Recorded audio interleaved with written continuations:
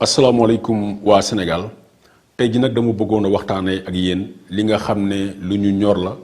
parce que daf ñu impliqué ñun waa Kéwoulo keroog ci samedi bee ñu génn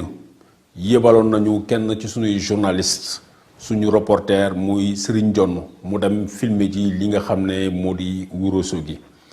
keroog ba mu fa yeggee adduna bi yëpp teg nañ ci seen bët kii di maire bi Moussa Bocar Thiam ànd ak rakkam Souleymane Thiam dañoo recruter ay nervi ay voyous ñu daal di attaqué kii di journaliste bi toj caméra am ca gannaaw sa coow la bari na journaliste ba jóge na foofu dem gendarmerie bu Ourossogui porté ji plainte coow la bari na ñun boobu ak léegi nanguñu ci woon àddu lu dul article yi nga xam ne bind nañ ko pour expliquer leen lan moo fa xew tey jii ajuma ji may waxtaan ak yéen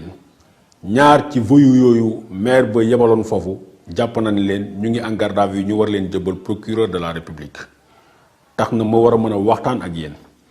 expliquer leen parce que maire bi joxe na information yu bare wala boog ay fausses informations parce que du ma gëm ni moom xamul la muy wax parce que moom avocat la même si bu fekkee ne spécialisé wul en droit de l'information ou en journalisme xam na lu tuuti lan mooy droit yi journalistes yi am dans une société démocratique ma bamtuwaat leen ko kan mooy journaliste parce que Moussa Bocar Thiam wax na wax ju bari nee na sëriñ du journaliste benn caméraman la ma bëgg koo xamal ni code bi définir journalisme nee na journaliste celui qui tire 70% de ses revenus du travail de la collecte, du traitement et de la diffusion de l'information moo di koo xam ne ci téeméer bu mu yor ci poosam juróom ak ñeent fukk yi fu mu ko fayee mooy fu muy liggéeyee di wutum xibaar di jàmbat xibaar ak di ko tasaare kookoy journaliste te it journaliste ci lan lañ koy xamee carte de presse la ñuy xamee kan mooy journaliste ak kan mënul journaliste bu ñu élargir lan mooy journaliste chauffeuru maison de presse sax journaliste la bu loolu leeree ba pare Serigne Jonn mi demoon Ourossogui ça fait plus de 15 ans muy def métier bi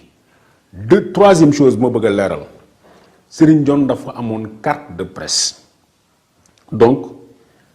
à moins que moom ñu créé benn loi bu bees bu tudd loi Moussa Bocar Thiam ba keroog ñu yegg ci loolu Serigne Jonn journaliste la te moom mënu ko ci génne mooy lu leer ñaareel bi ci yan condition lañ demee Ourossogui parce que depuis quelque temps dafa am ay nit yu dëkk Ourossogui yi ñu contacté jox ñu information jooyu ñu seen dëkk bi naka la mel jox ñu ay photo ak ay vidéo à l'appui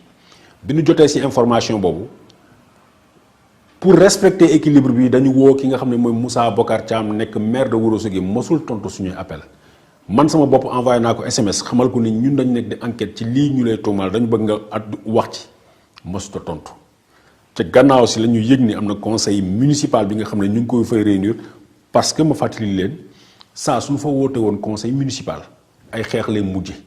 waa ji day ñëw indi la mu bëgg bu ko kenn nangulee da koy forcer mu def ko tax na ba ci ginnaaw jeunes yu bare yu nekk Ourossogui xeex nañ fa ak ñoom am bu xale yoo xam ne sax denc nañ leen ñu ne nag ñun occasion bu rafet la pour ñu dem Ourossogui xam lan ma fa nekk loolu moo tax ma yebal Serigne Jonn mu yegg fa filmé nañu toute la journée filmé nañu film yu bare ci après bi ñu demee di filmer fi nga xam ne mooy maison des jeunes parce que maison des femmes parce que maison des femmes histoire am lan la ay sénégalais yu nekk extérieur donc Ourossogui dañoo tàqale ak ancienne équipe municipale ba fa nekk ñu tabaxal ko pour jigéen ñi waaye bi waa ji ñëwee Moussa Bocar Thiam dafa décider ni kër googu du servir finalement ay voyous ak ay bandi ak ay booyu taalibe ñoo dem dëkk ci kër googu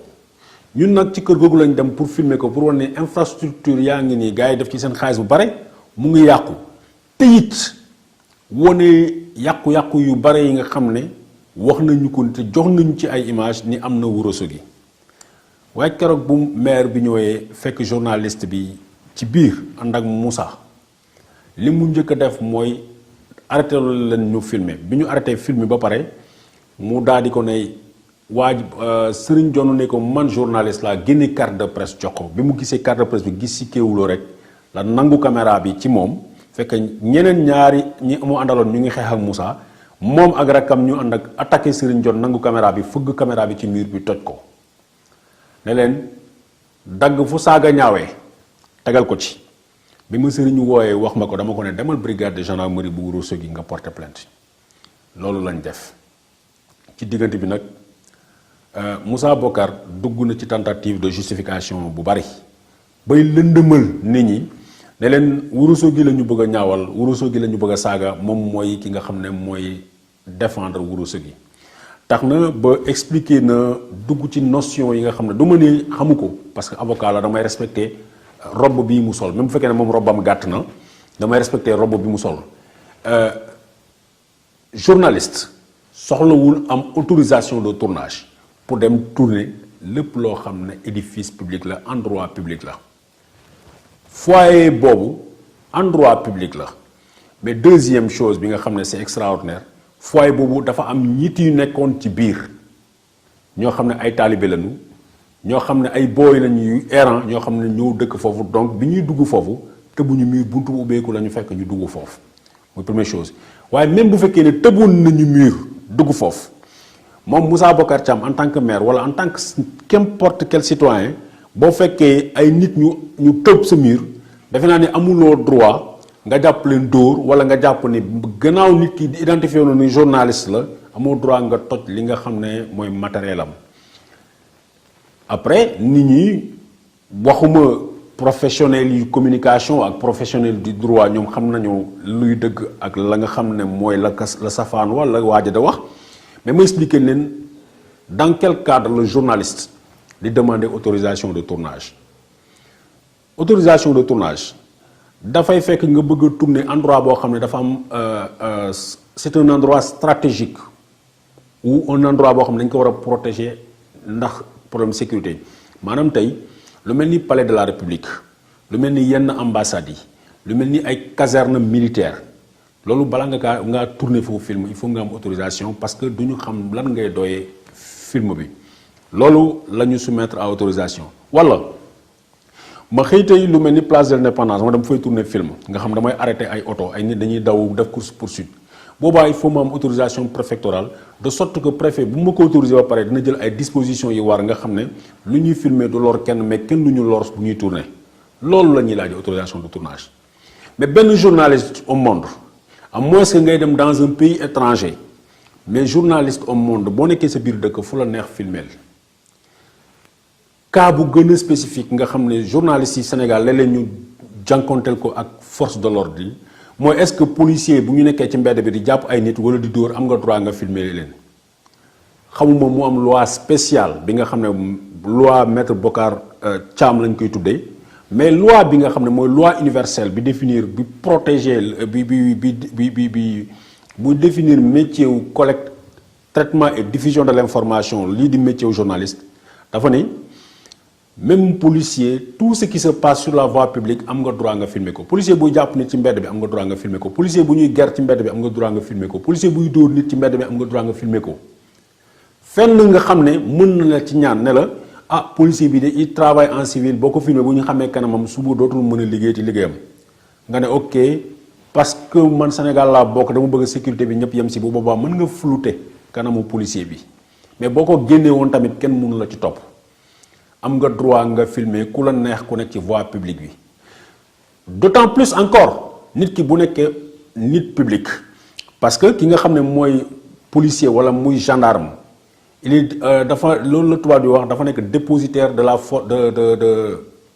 de l'autorité publique am nga droit nga filmer ko musicien ak ay fecckat foo leen fekk ci mbedd bi ñëpp ñoo xam ne personnage public lañu am nga droit nga filmer leen fenn nga amul droit filmer leen fekk leen seen biir kër parce que c'est un endroit privé mais foo tasee ak ñoom muy endroit bu public am nga droit nga filmer leen donc Ourossogui à moins que mu am benn pays bu bees bi nga xam ne tudd na Ourossogui sëriñ réer dem foofu fii mu dem filmer am na droit mu filmer ko sans ñu jox ko benn autorisation de tournage donc kàddu googu tegul wax ji bari na Moussa Bocar Thiam mu ngi xabaabal rek di wax rek ñun nee na sunu avocat muy maître Boubacar Cissé nee na ko mu baal journaliste yi mu baal waa Kéwoulo te nee na procureur de la République sax nee na ko da nga war a porter plainte contre waa Kéwoulo ñu ngi xaar plainte boobu ñun waa Kéwoulo li ñu def dañuy filmer partout dem nañu Liban dem nañu frontière Syrie dem nañu frontière Israël dem nañu boofa fi ñu reyee nit ñi en Casamance mësuñoo am situation bu mel ni kenn mësu confisquer suñu caméra kenn mësuñoo dóor li nag duggulet ci histoire du Sénégal en tout cas histoire bi nga xam ne man dama koy fàttaliku Moussa Bocar Thiam mooy ñetteelu citoyen sénégalais bi nga xam ne dafa illustré wu ci lu bon lu mel nii ki ko njëkkoon def en tout cas ma mën koo fàttali mooy Kara Thioune ak ki di Boubacar Kambel Dieng la ko ay policiers defoon ci 2006 wala 2007 bu nu jógee ci ñooñu Farba Senghor moo yebaloon ay voyous ñu dem attaqué journal L'As ak 24 heures chrono ca gannaaw si ay taalibe Maam Thierno attaqué woon nañ fi télé wu Walfadjri benn bu ne ci attaques yi après dafa am ay arrangement ay waxtaan ay dampaay bi nga xam ne fay nañ ko bu nekkulee les victimes mais en tout cas les responsables yi nga xam ne ñoo dugg ci wax ji tax na ba dans la conscience collective ci xelu nit ñi dañuy foog ne ku mu neex mën nga dóor journaliste dara du ci génn loolu du dëkk parce que ci ginnaaw dañuy négocier am ñu jox leen dédommagement ñun nag Kéwoulo danañu génne beneen façon yi defin li ñuy toppee maître Moussa Bocar Thiam benn la ñaari chose suñu caméra bi mu toj da koy fay deuxième chose dañ koy toppee pour agression bi mu agressé Serigne Dione parce que su ma nee caméra si matériel bi ànd ak caméra bi yëpp la yàq ñu ngi foofu bàyyi brigade bu gendarmerie bu Ourossogui moom nag nee na ne nit ñi dafa récupérer bagage yi dem dénkaane ko gendarmerie de toutes les manières ñun caméra bi ñu présenté caméra bu toj la te ñun suñu kanam la Serigne Dione gis maître Moussa Bocar Thiam mu jël caméra bi fëgg ko ci mur bi léegi nag bu ne caméra bi mu joxoon gendarmerie daf ko dénkaane gendarmerie toju ko loolu moom problème am la ak justice loolu ñun duñ ci dugg mais li ma bëgg mu leer mooy condition yi nga xam ne journaliste am na droit mu tourner ko on a besoin d'autorisation de personne soxla ñu benn autorisation pour tourner sur l'ensemble du territoire national lu ñu mënut a tourner lu ñu mënut a filmer ma bamtuwaat ko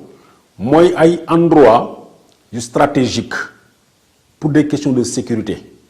mënuñu koo def wala lu mel nii dem ay cantonnement militaire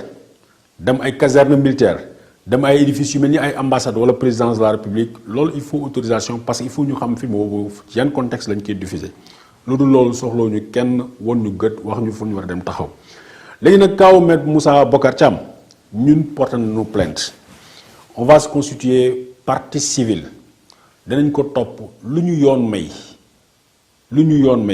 nu jël duñ ci reculer benn yoon du ñu am benn arrangement parce que lu ñuy xeex du pour ñun lu ñuy xeex c'est pour corporation journalisme mais aussi pour nu yar sénégalais yi ñu xamal leen ni fan la ñu war a yem ak journaliste parce que liggéey boo gis dafa